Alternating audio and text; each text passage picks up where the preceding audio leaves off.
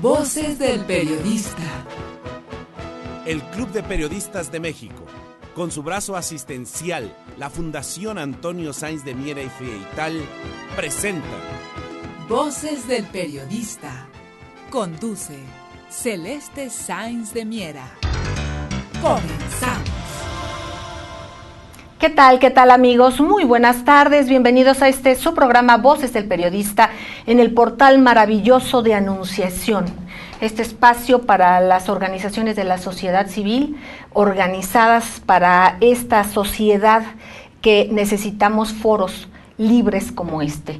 Gracias a Tere García Ruiz y bueno, gracias a ustedes sobre todo y gracias al doctor Juan Ramón Jiménez. Es un economista, ustedes lo conocen, es periodista, Premio Nacional de Periodismo, parte fundamental del Club de Periodistas de México, de la Fundación Antonio Sáenz de Miera Feital IAP y sobre todo también en el área académica un personaje reconocido.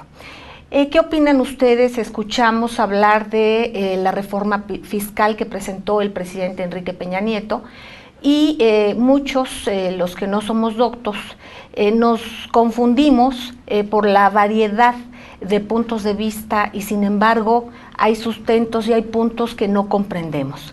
A veces deliberadamente será que no nos acerquen mucho a esto que es fundamental y que hay países, por ejemplo en Europa, que es fundamental y los ciudadanos entienden perfectamente de qué se trata, porque esto nos llega directamente a todos y cada uno de nosotros. Para dar paso a este tema, quiero compartir con ustedes solamente y dedicar este programa a la memoria del muy querido don Manuel Hernández Alemán, alguien fundamental en el Club de Periodistas de México, de los fundadores del club y parte indivisible de nuestro corazón. Así es que para el señor Manuel Hernández Alemán, señor Alemán, donde quiera que esté, todo va por usted. Gracias a ustedes, gracias amigos. Y bueno, doctor Juan Ramón Jiménez, es fundamental el tenerte aquí, te agradecemos gracias, como siempre. Y poder compartir en este tema de lo que es la denominada y la reforma fiscal propuesta por el presidente Enrique Peña Nieto. ¿Por qué no arrancamos, y tú como profesor, como académico, nos dices la diferencia entre política tributaria, entre política fiscal y hacendaria? Y también que nos hables de algo que hemos tocado en el programa de radio, en ABC Radio, sobre impuestos regresivos y progresivos. Se me hace que esto es sustantivo y fundamental para poder entender todo. Gracias. Sí, Celeste, gracias.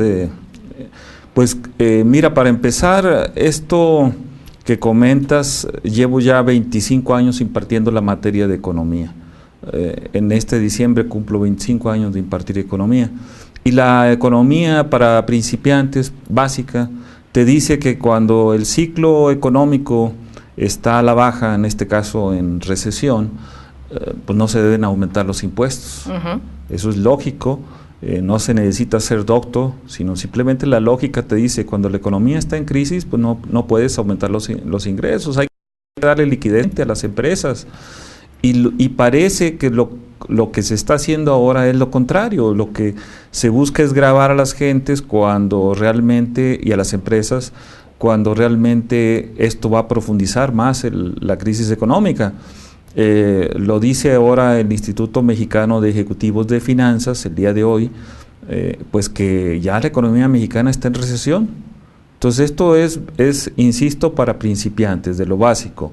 No puedes aumentar los impuestos en épocas de crisis, porque generas más crisis. Debes darles liquidez a la gente para que la gente a la vez tenga oportunidad de consumir. Al consumir se generan demanda de nuevos productos, las empresas empiezan a crecer, aunque sea mínimamente, empieza a haber impuestos. Y pues obviamente esto se le llama el círculo virtuoso de la economía. Y parece, ojalá nos equivoquemos, pero parece que lo que se busca ahora es tener un círculo vicioso de la economía, es decir, que la economía no salga de las crisis permanentes que ha tenido, que no ha tenido crecimiento, con este modelo neoliberal que hemos tanto criticado, tanto por escrito en estos programas.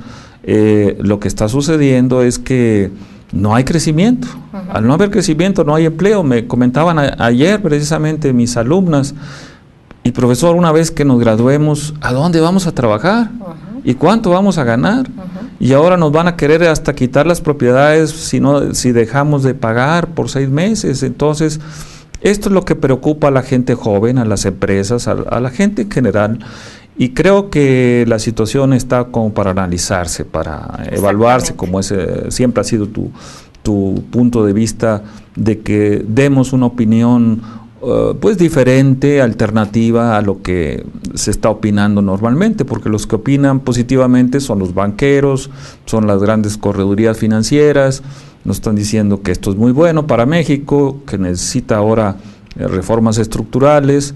Pues ahora veamos cuál es el otro lado de la moneda, que eso es lo que pretendemos. Lo que es una política tributaria, ¿qué es la política tributaria? Una política tributaria. Yo salí de la Secretaría de Hacienda, entonces estuvimos ahí en la Coordinación Central de Operación Regional, en la calle de San Borja y Miguel Bendalde, en la Colonia del Valle, por mucho tiempo. Y te puedo comentar que lo que se está planteando ahorita son simplemente ajustes en los elementos tributarios, es decir, en el IVA, en el ICR, en el IEPS, quitar el YETU, etcétera. Es una, como se dice coloquialmente, una miscelánea fiscal. O sea, ¿no ves tú que sea realmente una reforma fiscal? No, absolutamente no. Más bien unos cambios en la miscelánea. En la miscelánea, quitarle aquí, ponerle allá, subirle un poco, por ejemplo, el impuesto sobre la renta de 30 a 32%, pues eso es positivo, porque pues, las gentes que pagan, pues van a pagar un poquito más, los que más ganan. Pero no es exactamente lo óptimo que buscaríamos nosotros, o sea, lo que se buscaría era que las gentes que más ganan en este país, pues aporten más. Y esto es precisamente lo que debería hacer el ICR, no poner techos de 32%, sino como en Europa, hasta si tú te pasas del techo que los gobiernos de avanzada, socialdemócratas, Noruega, Suecia, Alemania, etcétera, dicen, si tú ganas tanto y llegas a romper el límite que te ponemos, lo demás es confiscación, y esa confiscación viene para el Estado, para que el Estado pues haga obra pública. Y aquí les dejamos un techo que es verdaderamente ridículo para mi punto de vista, porque pues 32% no le afectas a los grandes capitales en México. Entonces ese es un punto. El otro es positivo, porque todo tiene ángulos positivos y negativos. El otro es positivo, por ejemplo, la consolidación fiscal. Las empresas que, por ejemplo, tienen sus operaciones en el interior de la República, por decir algo, en Zacatecas o en Sonora o en Tabasco, antes consolidaban en el DF hasta ahorita, y eso permitía una especie de elusión fiscal porque no pagaban los impuestos que deberían de pagar. Ahora, donde estén operando, pues van a tener que pagar los impuestos. Eso es bueno para los estados, es bueno para los municipios. O sea, tiene sus lados positivos, tiene sus lados negativos, como todas las cosas. Pero en términos muy generales, yo no veo una política fiscal, una reforma fiscal. Mucho menos hacendaria, porque la hacendaria entraría al otro nivel, donde tendrías que ver lo que va a dejar de ganar el Estado mexicano si le permite a Pemex gradualmente pagar solamente el impuesto sobre la renta. Para nosotros, las clases populares, clases empresariales, clases profesionistas, nos están cargando la mano. Lo que van a dejar de recibir por parte de Pemex, nos lo están enviando a la sociedad civil. Entonces eso sí lo veo peligroso, y eso hay que criticarlo, porque no es posible que se le quite a Pemex una carga fiscal que es demasiada, onerosa, inclusive para el país, y esa carga se lance a las clases medias, a las clases populares. Y ahora imagínate con esto de la reforma energética, en la cual si más quieren participar, y si quieren participar es porque es negocio, pues entonces ahora sí que hay un dicho coloquial aquí en México, queridos amigos, para quienes nos escuchen fuera de nuestro amado país, dicen: mientras menos burros, más solotes. O sea, mayor es la repartición, obviamente. Entonces, si hay mayor participación, obviamente tendremos, por lógica, menos ganancia. Esto independientemente de otros muchos análisis. Entonces, aquí lo que es una reforma fiscal no sería. La reforma hacendaria, pues nos está hablando que sería cambiar políticas más a fondo. Y por otra parte, nos hablabas de impuestos, los regresivos y los progresivos. En dado caso es, por ejemplo, lo que pasa en Europa, que son progresivos a mayor ganancia. ¿Los regresivos, doctor? Los regresivos son, por ejemplo, el IVA. No es lo mismo que pague Carlos Slim un litro de leche, que se lo aumenten de por decir algo, a una X cantidad a 50 pesos el litro. Vamos a suponer que se lo aumentaran. No es lo mismo para Carlos Slim que para la clase trabajadora, que para la clase media. La clase trabajadora va a sentir el costo de la leche, mientras Carlos Slim pues, no lo va a sentir absolutamente, y Carlos Slim y toda la gente poderosa de este país. Entonces son impuestos regresivos que tienden a concentrar la riqueza, es decir, en lugar de distribuir la riqueza, la concentran. ¿Sí? Esa es la diferencia. ¿Sí? Exactamente, pues queridos amigos, vamos a ir un corte. Estamos escuchando al académico, periodista, analista, Juan Ramón Jiménez. No tardamos, estamos en Voces del Periodista, aquí en el portal de Anunciación. También estamos todos los días en radio, en ABC Radio, las 7:60 de AM, y en la República Mexicana es captada por diferentes frecuencias, gracias también al grupo Radio Turquesa y a las frecuencias de La Pantera. Vamos a un corte y enseguida regresamos. Gracias.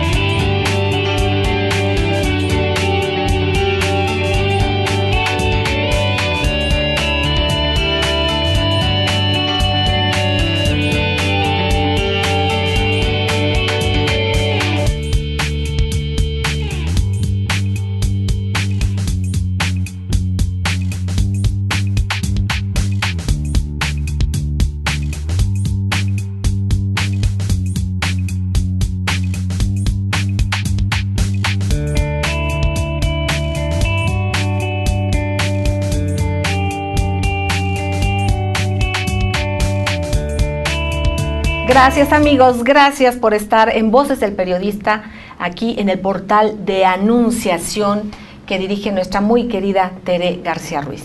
Estamos charlando, queridos amigos, con el doctor Juan Ramón Jiménez, académico, economista, periodista, Premio Nacional de Periodismo, precisamente por análisis, por investigación. Y charlamos sobre lo que es la reforma o llamada reforma fiscal que propuso el presidente Enrique Peña Nieto. En este caso, el doctor Juan Ramón Jiménez, de acuerdo a su criterio, no alcanza el nombre de reforma fiscal, sería una especie de reforma a una miscelánea fiscal. Y en este caso nos hablabas en el bloque anterior la diferencia de lo que es entre la política tributaria, la fiscal y hacendaria. Y nos quedamos con los impuestos progresivos y regresivos. Vamos a charlar sobre esto y también en qué, si se puede, por ejemplo, hablan del impuesto a la gasolina. Sabemos que constantemente está creciendo, incrementándose el costo de energéticos. En este caso puede haber anatocismo, digamos, en cuestión de las gasolinas y algunos otros, pudiese haber impuestos sobre impuestos. Exactamente, Celeste, el anatocismo es como se entendía anteriormente en la época de Benito Juárez, lo hizo para proteger a los deudores de los créditos, sobre todo del interés compuesto, interés sobre interés. Y ahora estamos viendo impuestos sobre impuestos, o sea, lo que pretenden es gravar las gasolinas, cuando pues el petróleo pues teóricamente es nuestro. Pemex manda a refinar a Houston nuestro petróleo y nos regresan las gasolinas, pero nos regresan a precios internacionales. Entonces, cuando aquí pudiera refinarse y el dinero se quedaría aquí. Aquí le daríamos valor agregado, ¿verdad? Se generarían trabajo y por supuesto ese es el valor agregado. Sí, y entonces ¿por qué lo sacas a Houston y después de allá nos mandas a precios internacionales? Esa es una pregunta que hacemos. No la han podido responder, lo hemos hecho por muchas ocasiones y ellos parece que ocultan algo en esa situación. Pero la regresividad es muy importante porque concentra la riqueza. El último censo de población ya no nos permite calcular cómo está la distribución de la riqueza en el país, como que quieren esconder eso, porque obviamente se sacaba en base a los niveles diferentes de ingreso que tenía la sociedad. Y ahora hay que consultar la base de datos de la CIA, de la Central de Inteligencia de los Estados Unidos, para saber cómo está la distribución de la riqueza en el país. Es increíble que no permitan ese tipo de información. Esto nos daría una idea más o menos de por qué son peligrosos los impuestos regresivos. Si tú vas a Walmart y compras mercancías cualquiera, ellos se cobran el IVA, pero ese IVA lo regresan hasta dentro de un mes. Y entonces le dan vueltas y vueltas y vueltas a ese dinero, ¿sí? Jinetean ese dinero prácticamente y pues si tomas al final de cuentas cuánto paga Walmart de sus impuestos, pues vas a ver que está pagando 14 o 15% anual, cuando debería estar pagando pues 30 o 40%. Entonces esos son los huecos que tiene en este caso la Secretaría de Hacienda. Vamos a suponer que en este momento se gravaran a las grandes corporaciones, ellas se van a amparar, se van al Tribunal Fiscal de la Federación, y ahí Hacienda tiene nada más un equipo de 10 o 15 abogados. 10 o 15 abogados frente a los despachos de abogados internacionales de alto prestigio que tienen las grandes corporaciones internacionales, pues no vamos a poder con ellos y vamos a perder todos los juicios fiscales que haya por ahí. Y por otro lado, un error gigantesco. Ahí están los legisladores, que precisamente, bueno, sabemos por dónde andan, pero desgraciadamente si estuvieran los intereses de la mayoría de legisladores, es obvio, es lógico que esto debiese de hacerse.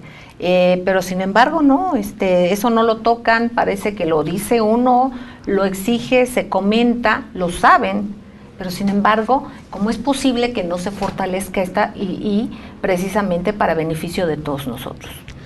Por eso insistíamos. No se le dan dientes a esa fiscalía, ¿no? No, y además no hay, el Tribunal Fiscal pues no tiene la oportunidad de castigar realmente esta elusión fiscal, porque pues todos los grandes corporativos no pagan lo que deben de pagar. Si pues tú tenías una lista muy grande. Fíjense nada más, queridos amigos, de acuerdo al periódico La Jornada, denunció que el sector privado adeuda 453 mil millones de pesos en créditos fiscales. Esto de acuerdo con reportes de la Secretaría de Hacienda. Imagínense nada más. Y la mitad, solamente la mitad de ese monto, que son 232 mil millones de pesos, lo concentran 60 consorcios.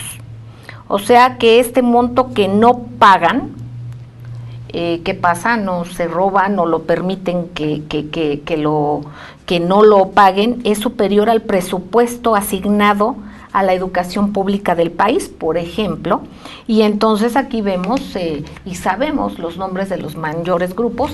Después mencionaremos algunos datos que se dan y que se tienen, y que además sobre todo son datos de la propia Hacienda. Entonces aquí hay una dislexia absoluta. Por una parte nos dicen que trabajan para nosotros, pero por otra parte aquí es el Ejecutivo, pero ¿dónde están los legisladores? Esta parte fundamental que se escudan en que votan por grupo y que luego no sabemos bien a bien quién mueve y quién frena y quién cabildea todo este tipo de asuntos. Que lo que acabas de decir es tremendamente importante. El periódico Reforma, que pues, sabemos su posición es conservadora, continuamente le da seguimiento a los diputados senadores en el Congreso. Resulta que ahora con el puente vacacional pues agarraron 3 días más de vacaciones. Apenas acaban de entrar el día primero el Congreso y ya está de vacaciones. Entonces pues, la pregunta es, ¿qué hacen los congresistas para defender en este caso a los ciudadanos de estas posibles pues medidas confiscatorias, recaudatorias de Hacienda? Porque la función del fisco, decía el gran economista, el padre de la economía tributaria, David Ricardo, el británico, decía, la función del fisco es distribuir la riqueza, no recaudar. Y lo que hacemos en este país es recaudar, no distribuir la riqueza. Entonces el fisco debería distribuir exactamente la riqueza. ¿Cómo lo distribuye? Pues a través de impuestos regionales, a través de subsidios, actividades productivas. Ahorita que están estos huracanes que nos han golpeado tanto, Celeste, pues verdaderamente ahí es donde deben abocarse a la reconstrucción moderna, no solamente los parches, sino una verdadera reconstrucción de Acapulco, nuestro polo turístico de prestigio internacional, pues está totalmente golpeado. Ahí es donde se requieren que trabajen los impuestos, en ese tipo de cosas. Hablas y subrayas, y queridos amigos, bien es cierto, siempre pensamos en recaudación, cuánto nos van a cobrar, cuánto vamos a pagar. Primero, la recaudación no es equitativa como lo es en otros países, como es en Europa, en varios países de Europa, incluso capitalistas, porque aquí dicen que son ideas de izquierda totalmente, son ideas, los propios países y países capitalistas lo aplican. Entonces aquí de entrada la recaudación está muy inequitativa y la redistribución está con falta de transparencia. Estamos viendo lo que pasa con los excedentes petroleros, tantas y tantas formas en que las arcas reciben recursos, y bien los dices, de los legisladores. En este caso, por ejemplo, amigos, hablas de la infraestructura de Acapulco.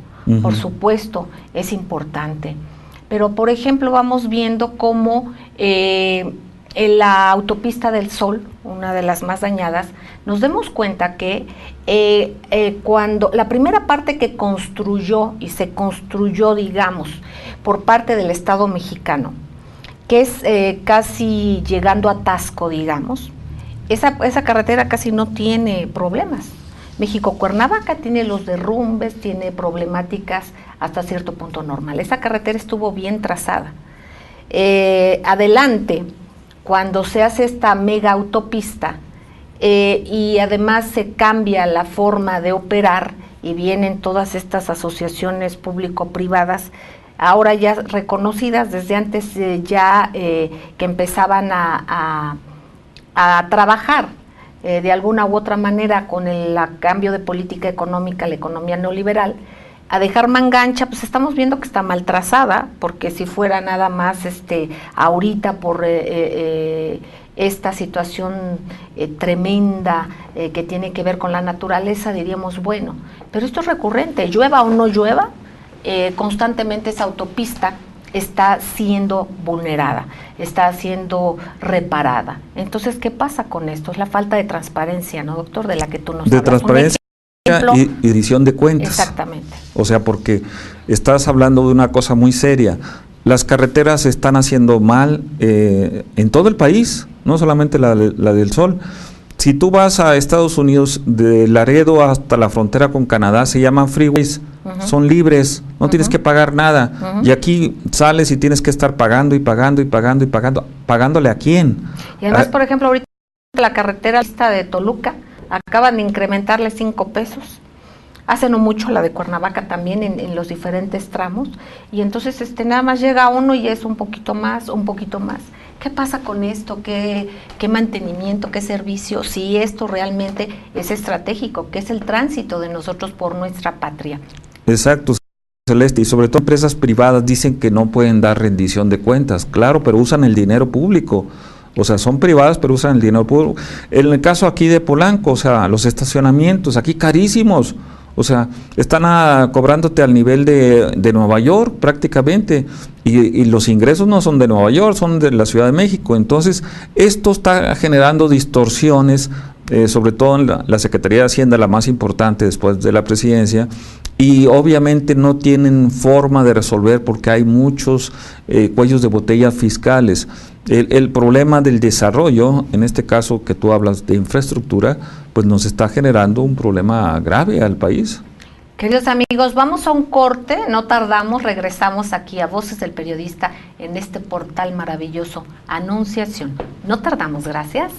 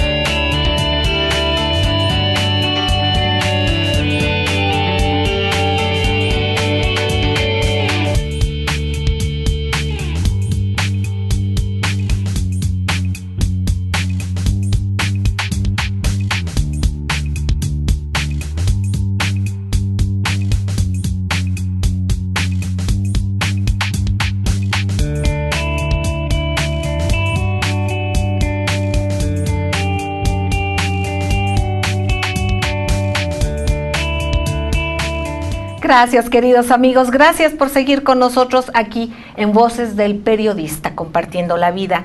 Y gracias damos a nuestros compañeros Rafael Melgar Álvarez, quienes también les damos las gracias a ellos, pero ellos a ustedes por compartir con nosotros la vida. También Alejandro Sánchez Galván, Adolfo González García, Marcos Velázquez Larios, Bernardino Cervantes Ruiz, Hilario Ramírez Vergara, Eduardo González Chiu, nuestro querido Jesús Arismendi, todo el equipo de Anunciación de nuestra querida Tere García Ruiz. Gracias a nombre de ellos y gracias a ellos que estamos aquí de frente a ustedes. Queridos amigos, retomando el tema de esta denominada reforma fiscal, la propuesta que hay, y precisamente los gravámenes que están propuestos desde la Secretaría de Hacienda por el licenciado Videgaray. ¿Qué opinas? ¿Qué nos puedes comentar sobre esto? ¿Cuál es tu punto de vista? Pues mira, comentando sobre Videgaray, el doctor Videgaray es doctor en economía por el famoso tecnológico de Massachusetts. Está considerado el TEC de Massachusetts como la número 1 de Estados Unidos en esta área, en el área de economía. Fue profesor de una persona inclinada por el modelo nazi, Rüdiger Dorbusch, que tiene el libro, se llama De Economía, que yo he enseñado en el TEC de Monterrey y que aparentemente es un libro académico, no tiene filiación política. Entonces yo veo a Videgaray muy débil en ese sentido porque él prácticamente estuvo bajo las órdenes de Pedro Aspe. Cuando yo entré a la Secretaría de Hacienda, Pedro Aspe, y obviamente me imagino por decisiones del presidente Salinas, pues dejaron la Secretaría de Hacienda sin computadoras. Yo tuve en lo personal que ir a pedir una donación de computadoras a AT&T a Nueva York. Me dieron 3,000 computadoras, pero venirlas e instalarlas, traer los escritorios para las computadoras, capacitar al personal, inclusive 3,000 funcionarios de Hacienda que capacitamos en aquel entonces.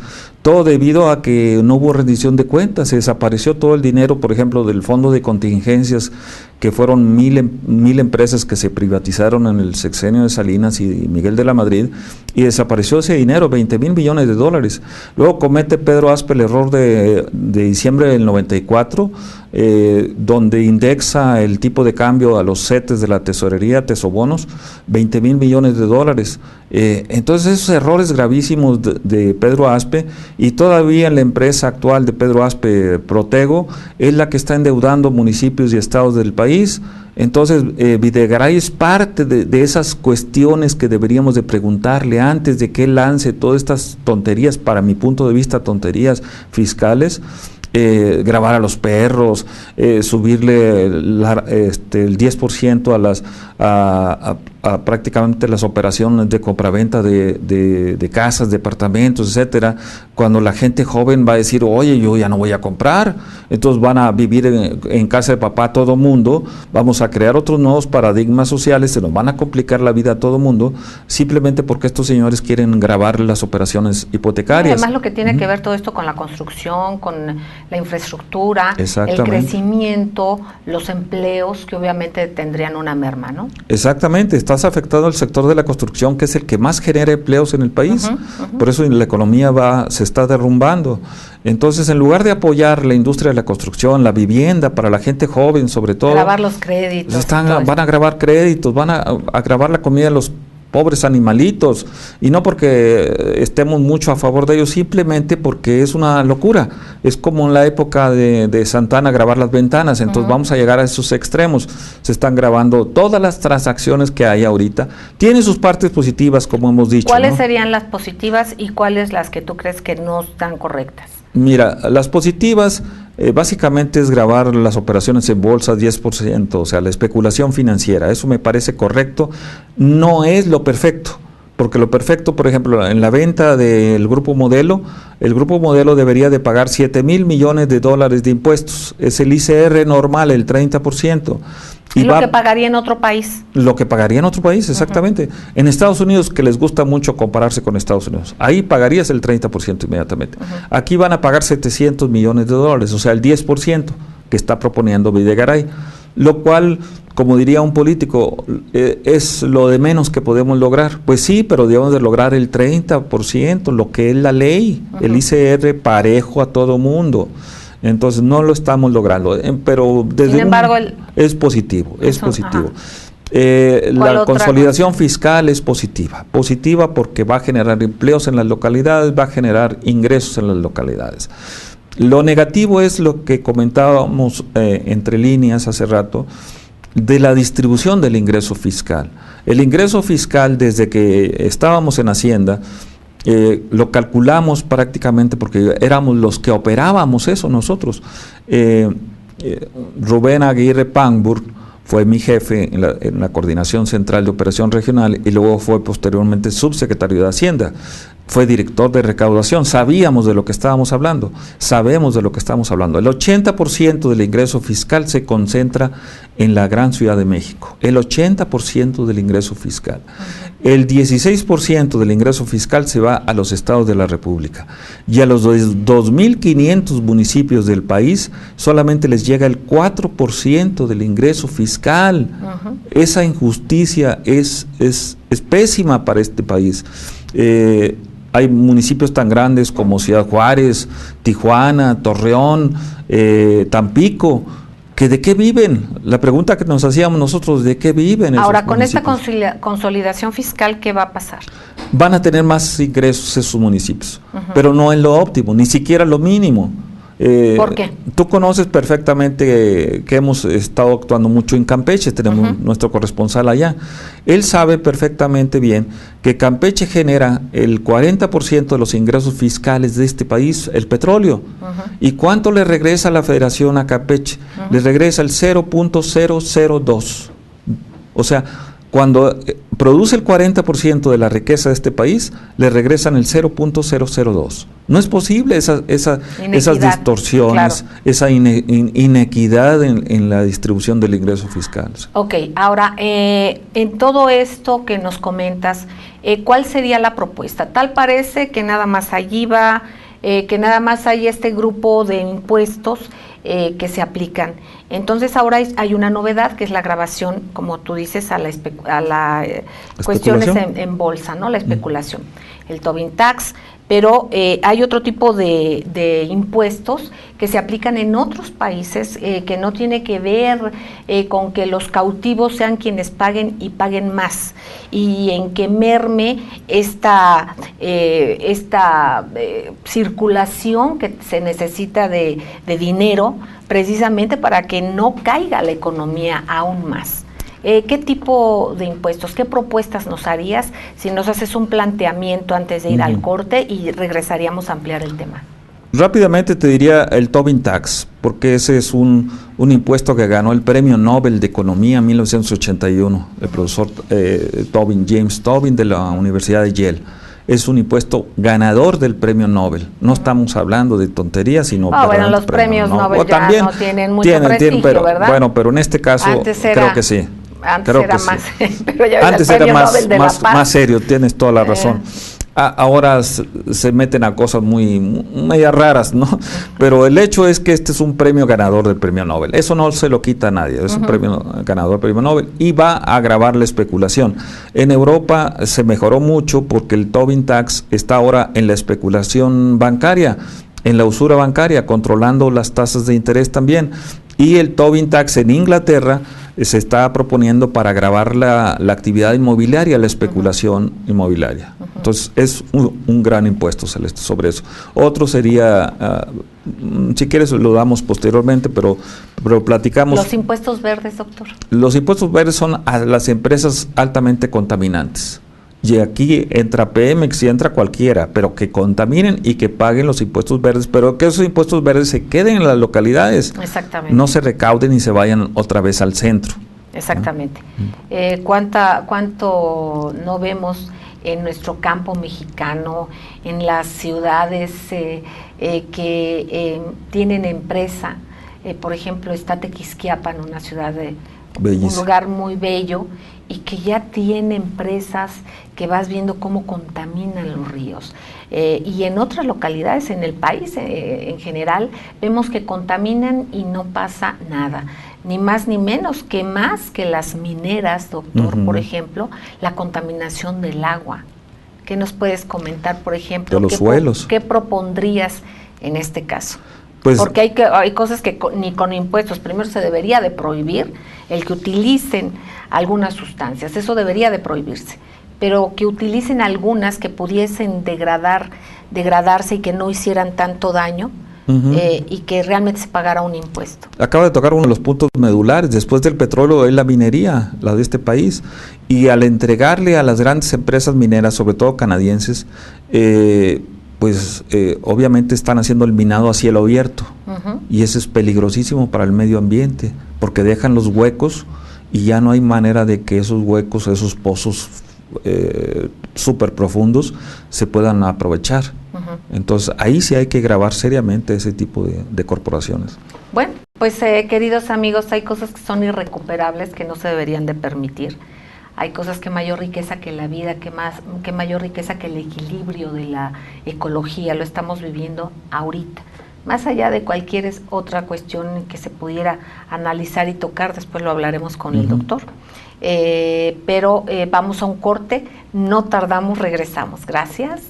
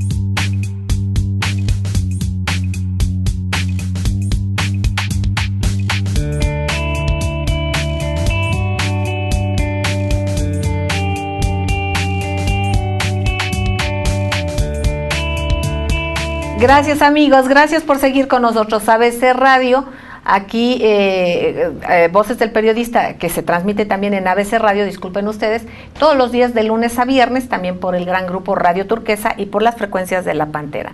Este portal Anunciación extraordinario que conduce Tere García Ruiz. Permite que escuchemos plural, escuchemos diverso, de eso se trata. Y bueno, a ustedes les agradecemos enormemente el que compartamos la vida. Estamos escuchando al doctor Juan Ramón Jiménez. Nos hablabas del diferente tipo de impuestos, la creatividad y la manera en que se crean, se usan impuestos en otros países que aquí parece que no hay. Recientemente algo que nos dice el doctor que ya empieza a operar en México es el Tobin Tax, que es el impuesto a la especulación. Es bueno, él ve que es muy tímido porque es un 10% apenas, sin embargo es algo novedoso. Por otra manera y otra parte, doctor, te pregunto, están por ejemplo que aquí no se aplica, no se piensa en los impuestos en cascada, hablábamos también de los impuestos verdes y otro tipo de impuestos que hay en otros países y que dan mucho más viabilidad, que son justos porque realmente se hacen de manera escalonada. ¿Qué nos puedes hablar sobre ellos? Sobre todo el impuesto en cascada o Windfall Profit Tax es muy conocido en Europa, más que en Estados Unidos, en Europa. ¿Por qué? Porque hace que no exista gran especulación, sobre todo en los alimentos. Las empresas empiezan a especular sobre los alimentos, por ejemplo Walmart o Gigante o Soriana, los que fueran, y cuando tienen utilidades excedentes muy elevadas, pues se les grava en cascada para que no especulen precisamente sobre los alimentos básicos, sobre las medicinas. Entonces, esa es la función de este tipo nuevo de impuestos. Existe el impuesto a la riqueza extrema que se utiliza mucho en Bruselas, en Bélgica, en donde no se permite ni súper ricos ni súper pobres. Ahí lo que buscan es equilibrar de que el Estado, que es una ciudad capitalista 100%, no existan esas enormes diferencias sociales. Te puedo decir que en los años 70 Bruselas estaba más atrasada que la Ciudad de México. Actualmente está tremendamente avanzada y solamente con la política fiscal. Solamente la política fiscal redistribuyó la riqueza y ya no se permiten súper ricos, pero tampoco vas a encontrar a súper pobres. Imagínense, queridos amigos, esto lo que ha hecho una buena política fiscal en Bruselas. Un ejemplo. Por otra parte, recordemos hace 30 años, cuando se hablaba, por ejemplo, de Corea, la diferencia era abismal con México, con el desarrollo en México. Pero allá le apostaron al valor agregado, a la tecnología, al trabajo precisamente y el desarrollo humano. En este caso vemos cómo está Corea por una parte, vemos cómo está Bruselas por otra parte, y México teniendo posibilidades superiores en todos sentidos, hablando en recursos naturales, geografía, dimensiones, todo lo que es la parte marítima, todo lo que son nuestra riqueza en los mares, sin embargo, ¿cómo estamos? Y también precisamente pudiendo aplicar estas políticas fiscales. Por lo tanto, cuidemos nuestros recursos naturales y solamente se aplique con inteligencia y honradez una política fiscal verdadera y equitativa. Te escuchamos, doctor. Pues hace falta un ombudsman fiscal en este país, pero verdaderamente que critique, que exija la rendición de cuentas en el área fiscal. Te puedo decir que yo tengo alumnos que están en la tesorería de la Nación y que nos comentan en los pasillos de la tesorería, no entran los recursos del petróleo a la tesorería de la Nación. Entonces, ¿dónde se quedan los recursos del petróleo? ¿Dónde están los excedentes petroleros? Eso es lo que nos preocupa mucho, que toda esta política fiscal, hacendaria, vaya a terminar con la política energética y entonces ahí nos vamos a quedar los mexicanos verdaderamente sin el activo principal de este país, que es el petróleo.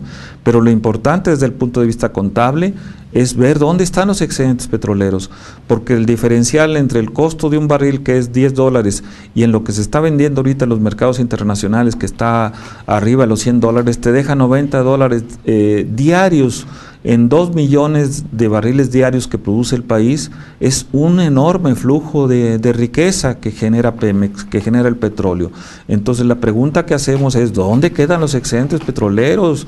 Porque eso es lo que hay que exigirle a la sociedad. Yo creo que la mayoría estamos cansados de pagar tanto impuesto y que los servicios públicos, la salud, la educación estén cada vez en decadencia.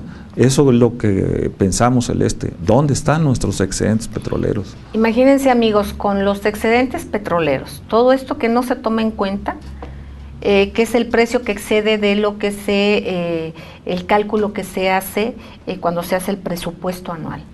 Todo esto que rebasa, no tenemos cuenta de ello. Por otra parte, si el sector privado, solamente el sector privado, adeuda 453,000 millones de pesos en créditos fiscales, y si la mitad de ellos solamente lo deben 60 consorcios, y si además se aplicasen bien la política fiscal, se transparentaran todos los recursos, imagínense el país, la potencia que tenemos, sin necesidad de que a los ciudadanos que son cautivos, los que pagan sus impuestos, se les grave aún más, no se tenga esa creatividad o no se conociese, cuando seguramente lo conocen y lo saben, lo que está aquí exponiendo el doctor Juan Ramón Jiménez. Entonces, ¿qué es lo que pasa? Creatividad, inteligencia, voluntad, capacidad, ¿o qué será? Ustedes tienen la última palabra, y precisamente antes de hablar y de entregar nuestros recursos, de hacer otro tipo de reformas que están afectando a la población que más lo necesita, que están polarizando a la sociedad, desgraciadamente también siendo caldo de cultivo de que a quienes les interesa que la sociedad se polarice al interior del país y al exterior del país, porque también hay grupos a los que les parece perfecto que los países hagan implosión. Recordemos y repetimos y reiteramos que es una forma diferente de guerra, que las nuevas guerras son multidimensionales, totalmente diferentes a lo que tenemos y conocemos y percibimos como una guerra, las no convencionales. Y entonces, en esto que platicamos en programas anteriores con el doctor Juan Ramón Jiménez, como guerra fiscal, guerra económica, guerra de recursos, el que los países pierdan su autosuficiencia alimentaria, entonces nos vamos dando cuenta que hay a esos grandes consorcios que son parásitos de los demás países, que se quieren hacer de recursos naturales y geográficos también, por estrategia de lo mismo, pues entonces nos damos cuenta que probablemente también esos intereses les conviene que haya esta implosión. Para que esta implosión tiene que haber complicidades internas. Entonces, ¿qué hacen nuestros legisladores? ¿Y qué hacemos nosotros como ciudadanos? Al no informarnos pluralmente y al no interesarnos en estos tópicos fundamentales, como es esta riqueza de conocimiento que de manera tan clara nos expone el doctor Juan Ramón Jiménez, y a quien siempre tanto agradecemos y tanto debemos por meternos a interesarnos en estos puntos fundamentales. Doctor, a 2 minutos de irnos, ¿con qué nos dejas de tarea? ¿Con qué reflexión nos dejas? ¿Y qué propuestas haces, independientemente de que la sepan o no la sepan, algo sustantivo? Pues Celeste, sobre todo el tema central de este país es la redistribución de la riqueza. La política fiscal es la única que nos puede salvar de explosiones violentas en este país. Es mejor negociar, es mejor avanzar en el área fiscal, pero transparente y con rendición de cuentas. Es importante no solamente redistribuir la riqueza entre las capas de la sociedad, sino entre las regiones del país, para que exista armonía entre las regiones del país, la cual no la hay. Entonces es necesario una gran reforma hacendaria de gran profundidad, de gran calado, que toque Pemex, que toque CFE, que toque a las clases poderosas de este país, pero que siempre pensando en la sociedad, que es la que siempre desafortunadamente es la que paga los platos, nosotros en lo general, y sobre todo siendo profesor universitario, los muchachos están desilusionados. Nos está generando una situación en las universidades de desesperanza, de desilusión, y eso no es posible. Hay que pensar positivamente en el país, y solamente para pensar positivamente hay que sacar todo el instrumental fiscal, económico, social, para que este México del que tú hablas, que estoy totalmente de acuerdo contigo, pues sea la potencia que hemos siempre pensado que sea. Bueno, pues de voz de políticos que están en las cámaras, se ha escuchado el que dicen que va a haber ajustes a esta reforma fiscal. Vamos a ver en qué sentido. No solamente lo veamos, participemos, enviemos nuestros mensajes vía electrónico, haciendo propuestas también ciudadanas, que hagamos este ejercicio de que nos deban escuchar. Y sobre todo aquí en Voces del Periodista se queda esta propuesta, seguramente ya lo saben, son personajes que han estudiado en universidades muy prestigiadas, pero que desgraciadamente cuando estudian aquí algo pasa que en su país, afuera sí viene todo muy bien, ya ven que luego los contratan en universidades extranjeras y en grupos empresariales, pero pues aquí lo importante es que apliquen en el país. Para eso estudiaron, para aplicar en el país y para corresponder a la confianza de los mexicanos, los que votaron por ellos y los que no, pero que finalmente están gobernando. Sea bien por México, ojalá cada quien hagamos lo nuestro y que hagan lo nuestro, lo suyo, los políticos. Nosotros como ciudadanos, como medios de comunicación, vamos a informar plural, a informar diverso. De eso es de lo que se trata. Les invitamos a que tecleen www.vocesdelperiodista.com.mx, Voces Diario también, que lo chequen, Voces del Periodista Radio, y en el Club de Periodistas de México estamos en el 5512-8661 y 5512-8669 para cualquier comentario. Gracias, querido doctor Juan Ramón Jiménez, y por supuesto aquí en su portal Anunciación, el portal que da voz a las organizaciones civiles que somos y formamos parte de México. Les quiero entrañablemente, les mandamos un beso tronadísimo y reitero, mi corazón dedicado al señor Alemán, Manuel Hernández Alemán, a nombre de socios y directivos del Club de Periodistas de México y de nuestro brazo académico y asistencial, la Fundación Antonio Sáenz de Miera FIEITAL, IAP, donde tanto le extrañamos, pero sin embargo, que seguirá siempre vivo con una vida ejemplar, un ejemplo de amor, de cariño y de solidaridad del señor Alemán. Así le decíamos, señor Alemán, don Manuel Hernández Alemán. A ustedes, amigos, gracias por su generosidad y por también permitirnos compartir este pedazo de corazón, el mostrárselos y el decirles que les queremos entrañablemente. Nos vemos en la próxima. Gracias.